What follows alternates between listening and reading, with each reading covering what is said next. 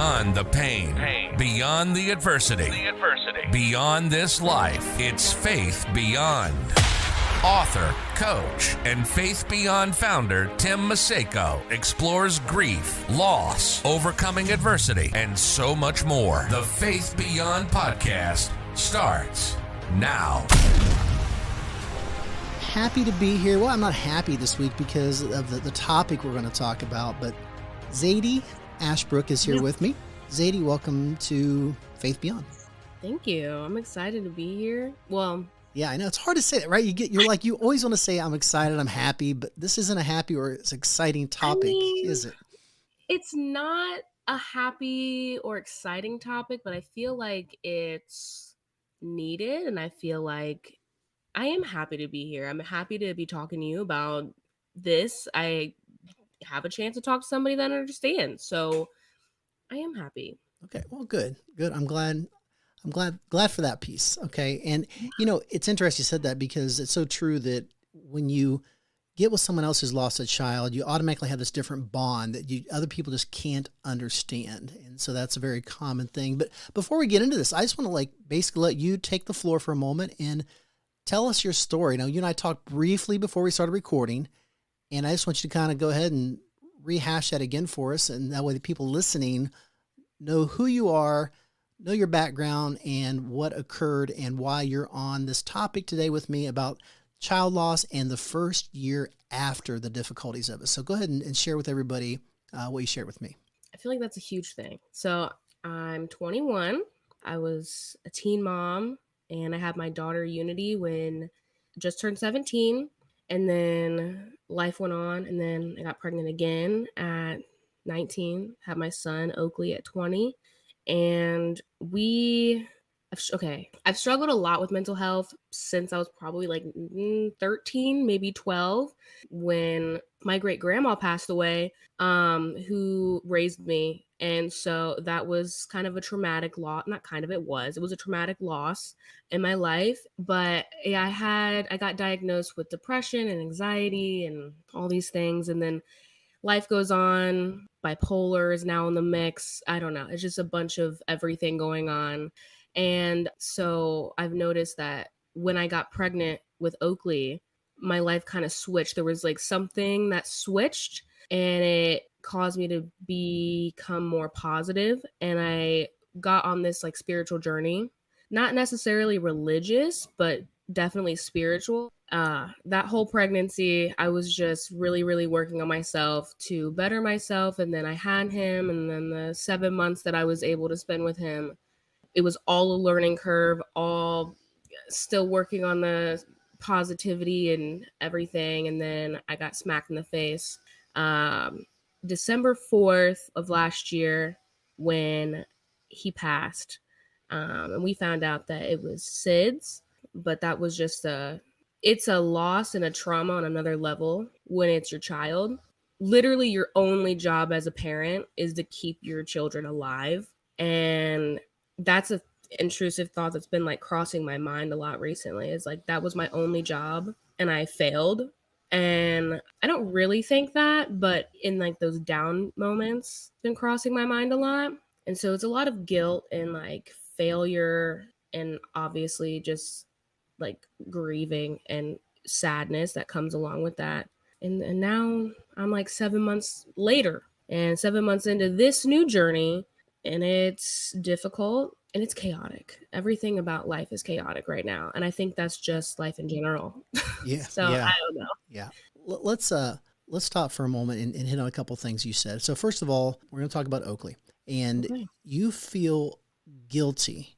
And what I wanted to point out was this is so normal. It's so normal. Whether you were guilty of anything or not, it's a very natural reaction for someone who's lost a child to blame themselves. I felt the same way when I lost my son, Seth. It was he died in a bunk bed accident.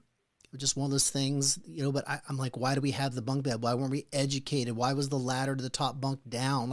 All those little things you start questioning, right? And you blame yourself. And so it's very, very natural. So if someone's listening and you say, yeah, I felt the same way, don't feel like you're alone with that. I think that's a human nature. Like we have to blame somebody or something to make it make sense, right? And it doesn't always make sense in this case. There's not much sense to make out of this, Yeah. is there? No, I think definitely like as human beings, we try to make everything make sense. And there's a reason for this, and this had to happen. And if I didn't do that, then and it's all the what ifs, they really mess you up. Yes, they do. They do. If go in and really let yourself think all of them, because it's never good in my experience so far. Yeah. It's just not. No, it's not. Let me just say, I'm sorry for your loss, of course. I think you and I talked about this before the show, but I'll make sure I say that again here as we're live, that, it's such a difficult thing. And it's great for me in the sense of having someone else on the show to talk about this, but it's always horrifying when I have to talk to somebody else because I know the pain. I know what you're going through. I'm 10 years into my journey. And so I see things probably a lot differently than you do in that first year, but it doesn't mean it's easier.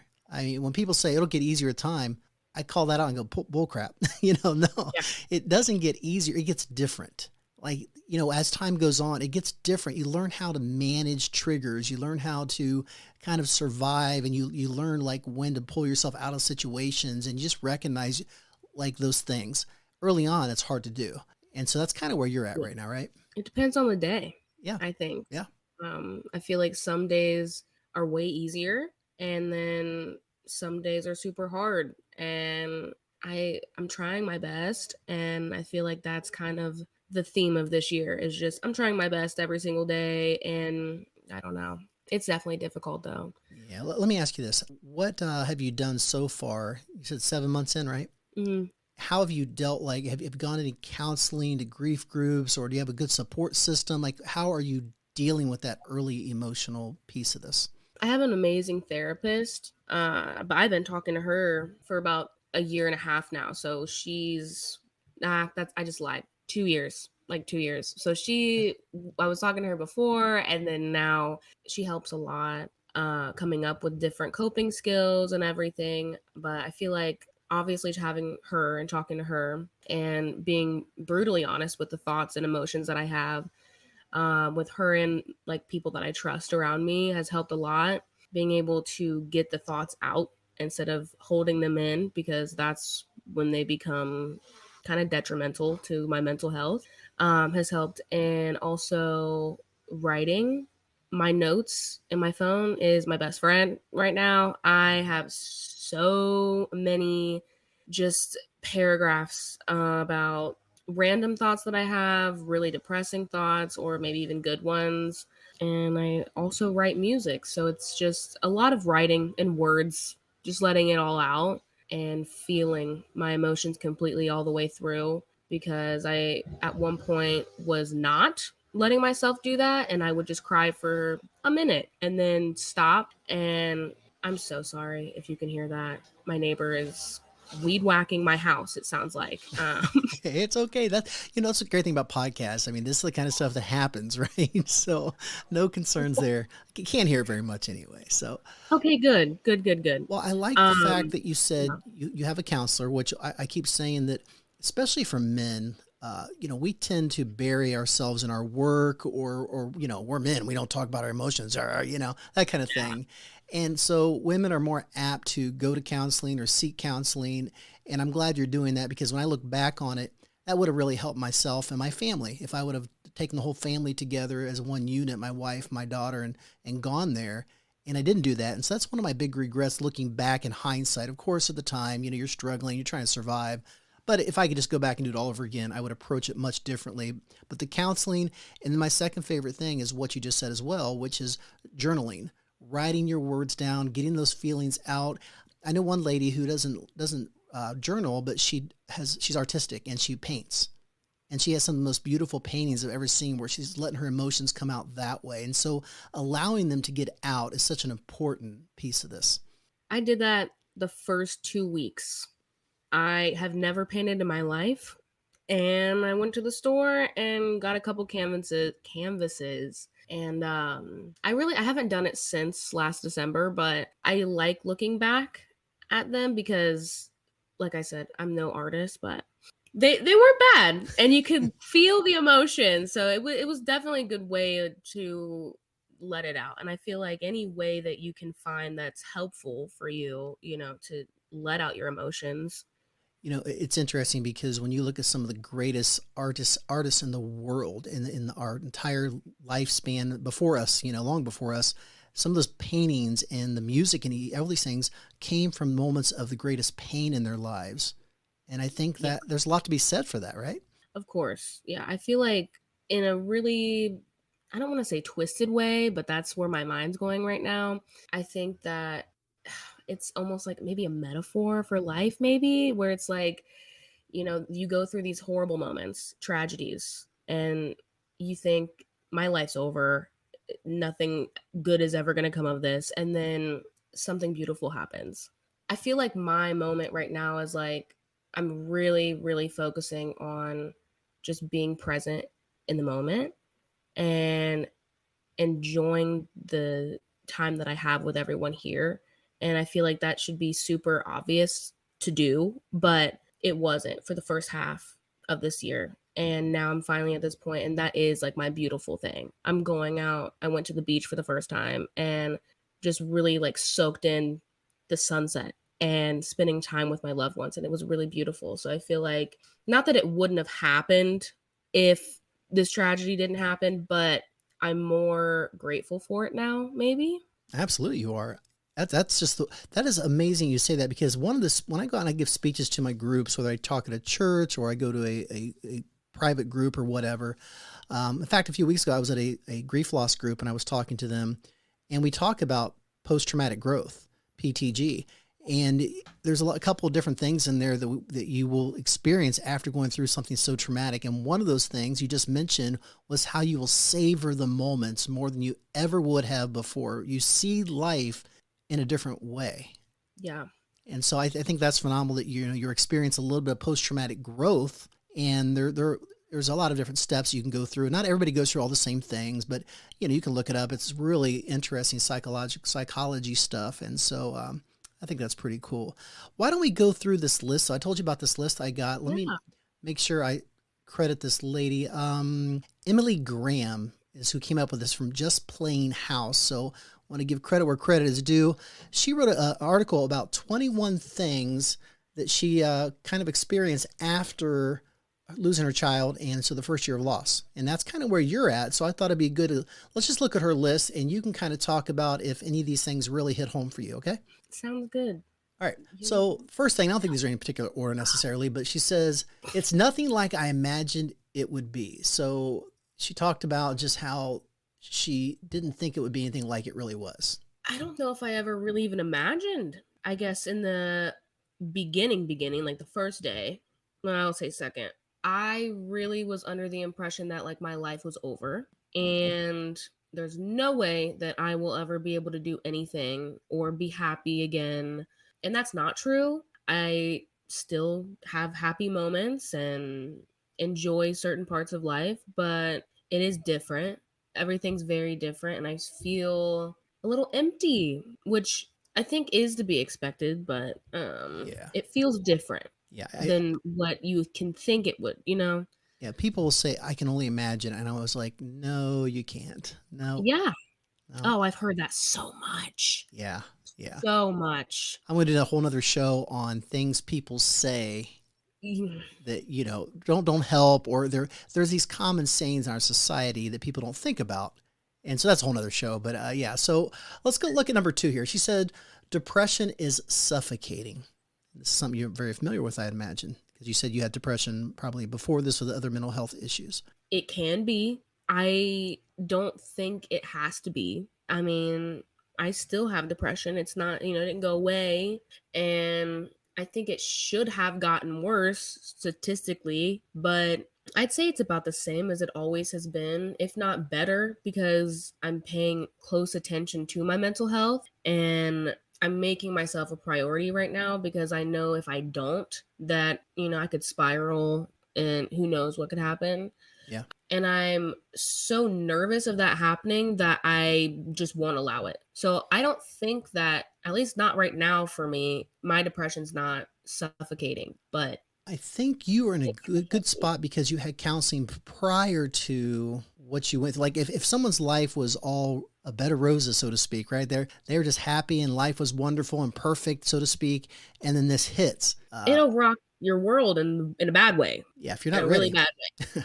Yeah. Yeah, if you don't, I mean, yeah, I think I was in a really good place. Not, hold on, not a really good place for it to happen, but in a sense, the best possible place you could be is where I was mentally. And I feel like if it would have happened a year before that, I really might not be here right now. Yeah.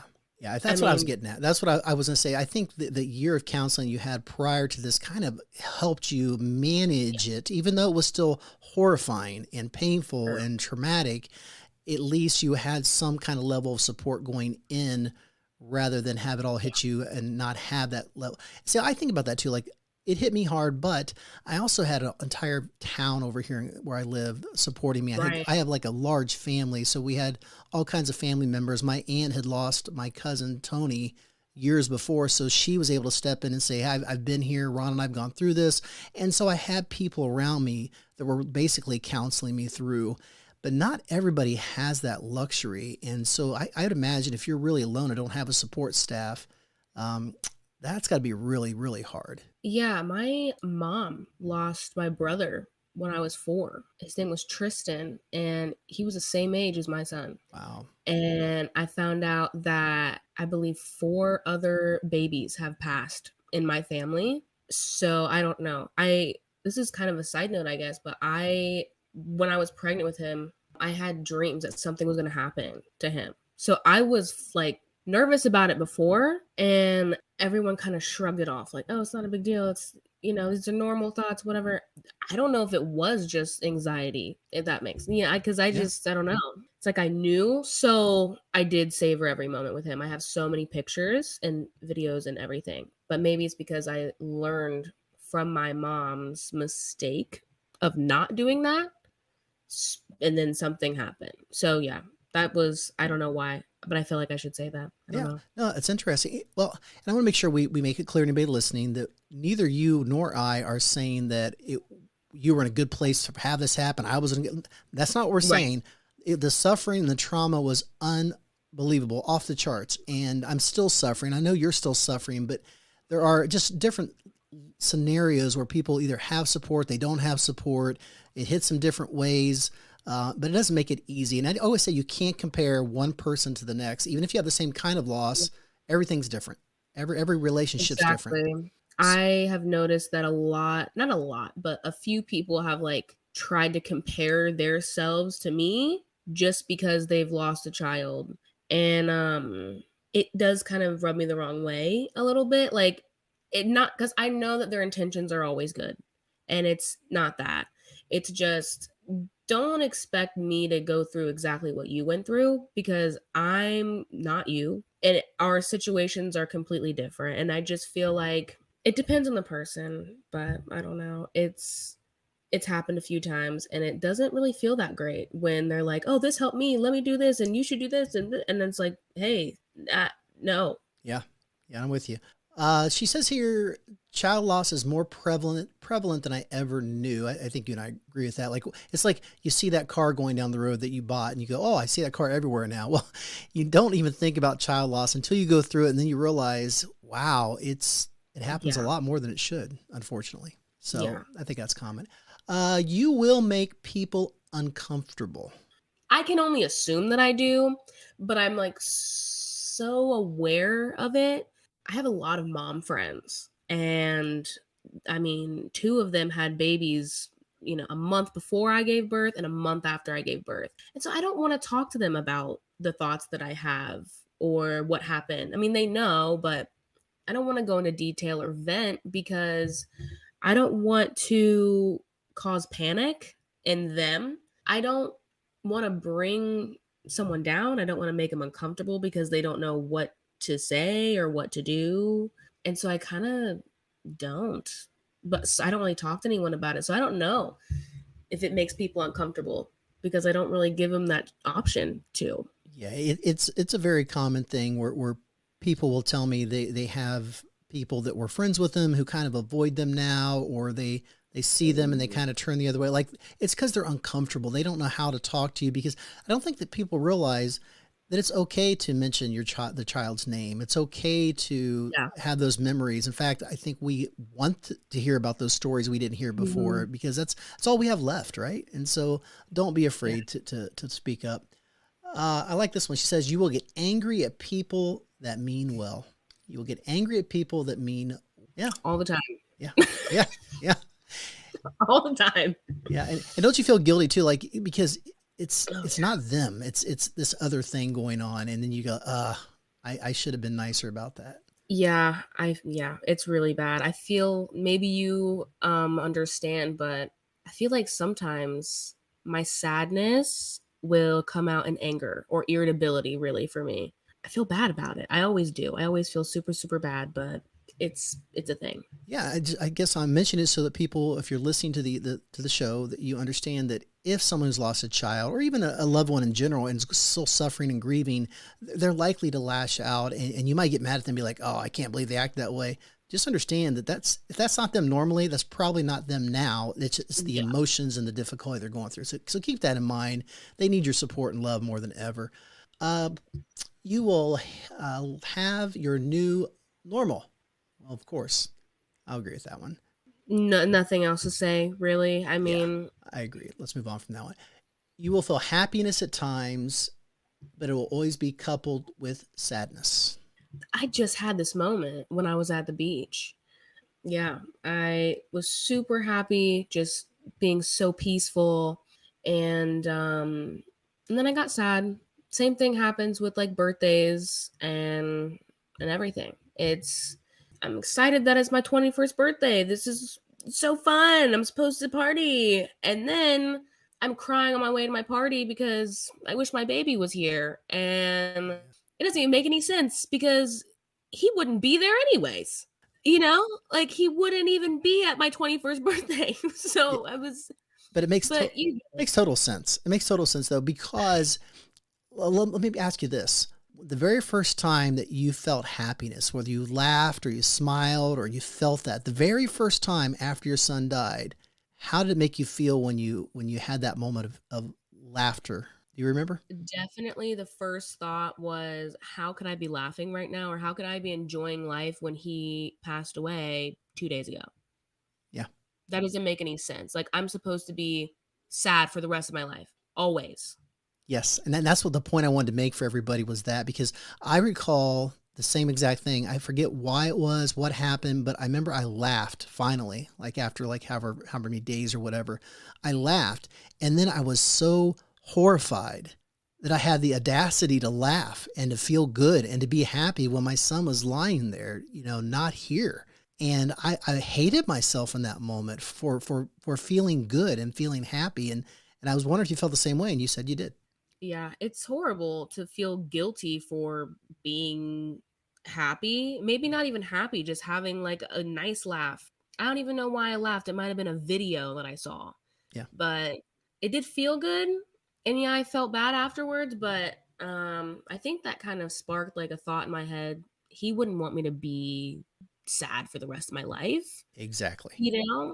And I think that was kind of one of the bigger turning points where I'm like, I'm allowed to be happy and it's okay. Good for you. That's exactly what it's supposed to be. They would not want us to be unhappy, and we have to keep living, right? So don't feel guilty if you have a moment of happiness at some point. Let's move on next. Let's say but grief shows up when you least expected, and you just are not going to know when that's going to occur. Kind of like you just said a moment ago, where 1 minute you're happy, next minute you're sad. It just pops up. And it's a roller coaster. You might have felt like, okay, I'm getting through this. I'm moving on to having a good day. And then boom, I'm right back where I was crying in the shower that morning. Yeah.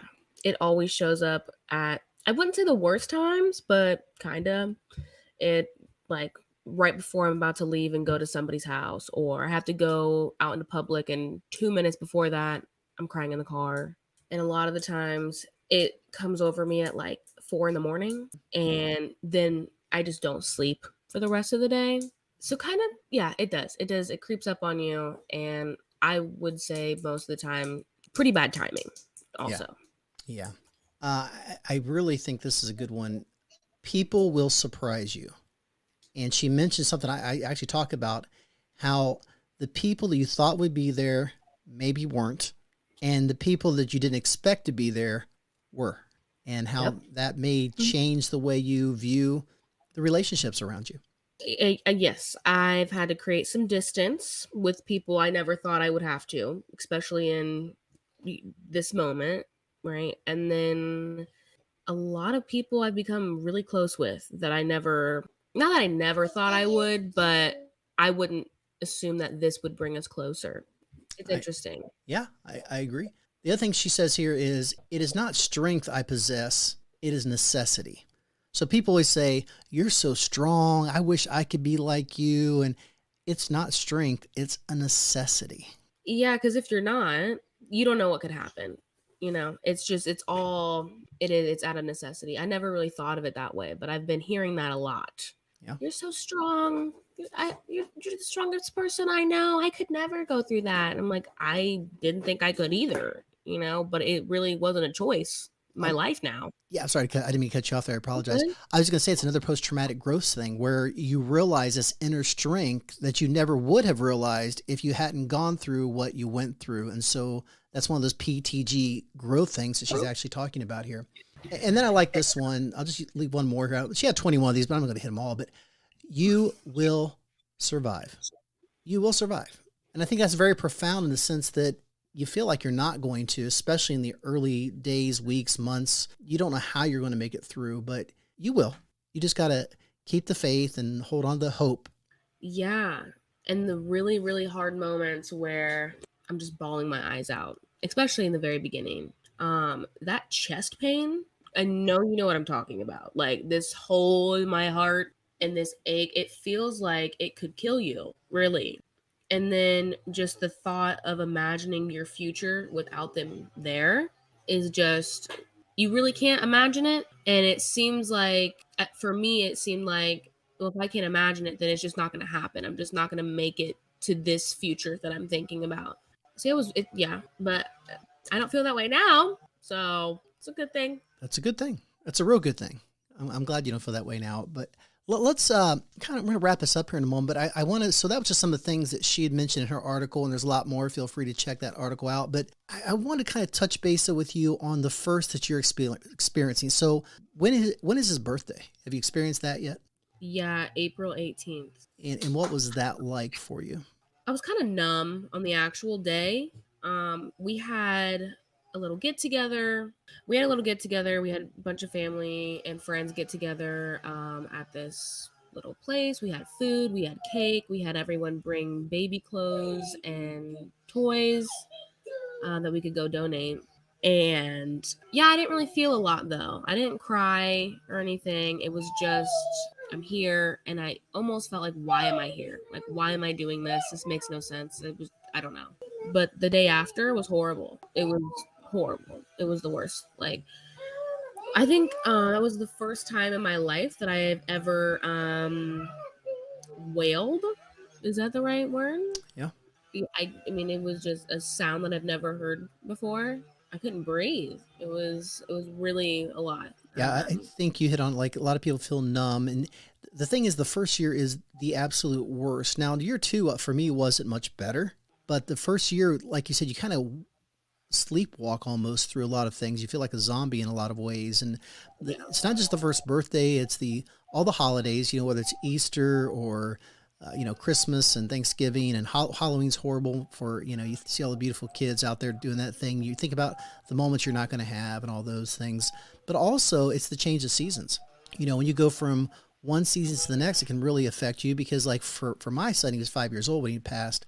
And so the spring, March comes, and it's baseball season. The summer ball's starting to, get ready for practices. And so your mind goes to that. And the local t-ball field, you drive by and the kids are out there playing, and it just melts your heart even now, 10 years later, because you're like, he never got to do that. He was supposed to start that year that he had the accident and pass. So those things hurt. Going back to school season's rough for some people. And so there's all these different times, but the birthdays and the death days are noted as two of the absolute most horrendous for child loss parents.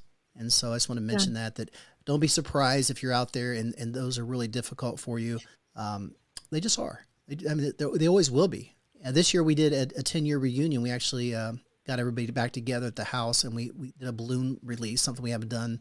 You know, I'm not real big on balloon releases just because of, you know, they bust and they go all over, you know, it's not great for the, for nature, but it was a way to remember him and had everybody here for a day, an evening for a few hours. And it was just nice to have some of the faces we haven't seen in a while. And also just the fact that people remembered even 10 years later, it makes you feel a little better. Yeah. I feel like everything is just super difficult because, I only got one holiday with him throughout the year. You know, I got one Easter, which I really didn't, because he was born the day after Easter. So I really didn't.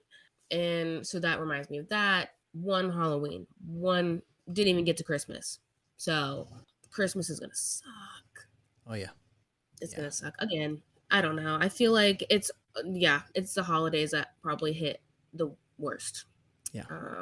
Not looking forward to them. You know, the big thing, the reason we were doing these is I'm doing a series of people who have lost a child, and we're going to talk about different topics in order to hopefully help some people out there who can go, hey, that's not just me. I'm not the only one that feels that way. I'm not the only one that does those things or reacts that way. And so I really appreciate you coming on and talking with us today.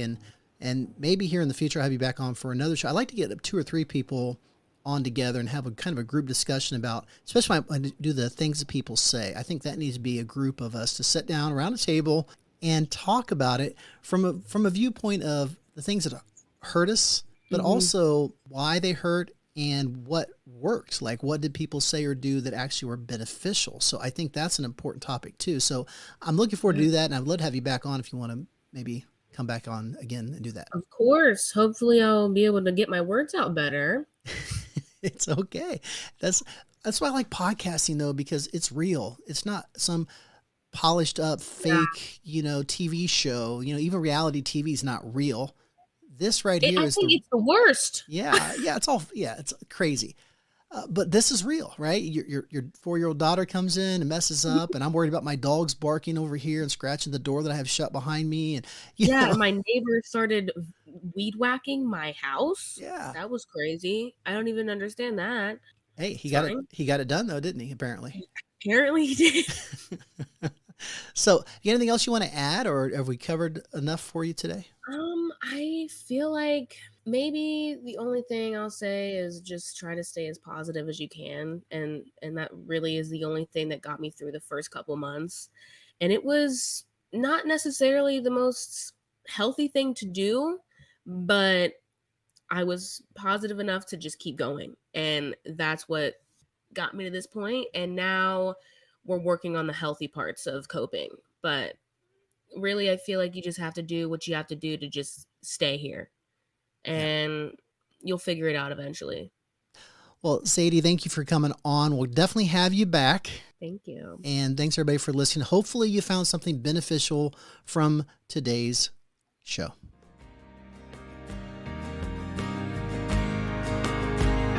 So I'm gonna smile when I think of you, like I know you'd want me to.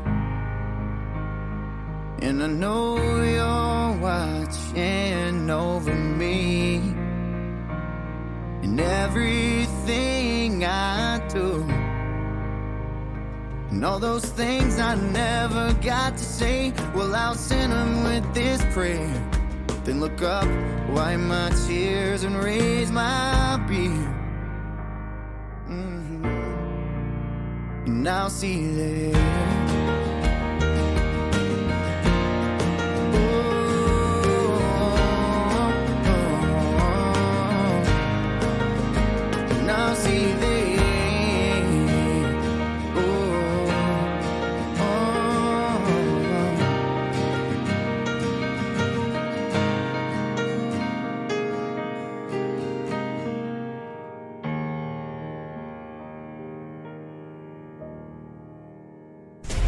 You've been listening to the Faith Beyond podcast. To subscribe to future episodes or to follow Tim's blog, go to faithbeyond.org. And you can find Faith Beyond with Tim Maseko on Facebook, Instagram, and Twitter.